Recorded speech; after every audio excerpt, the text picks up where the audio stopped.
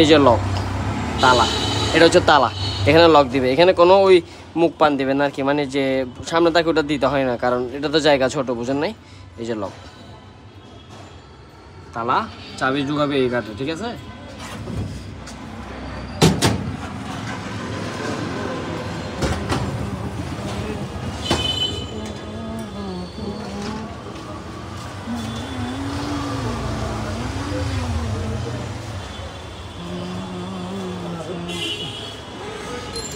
এটার কথা বলছিলেন আর কি, এটা হচ্ছে ঘাট, শুধু ওই ড্রয়ারটা ছোট হওয়ার কারণে এই ঘাটগুলো লাগাই না আমরা।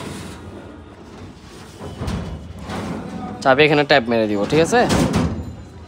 আর এটা হচ্ছে ড্রেসিং টেবিলটা, ড্রেসিং টেবিলটা একটু খুলেন তো জহির ভাই,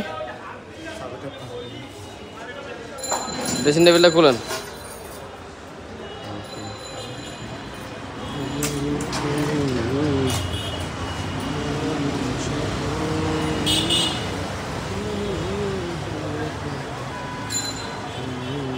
লাগাই দেন সেম ভাবে, এটাও সেম।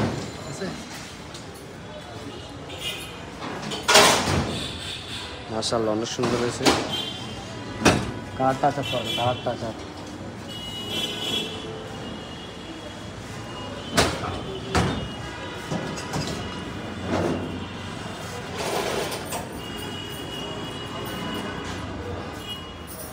ড্রেসিং টেবিলটা খুলুন,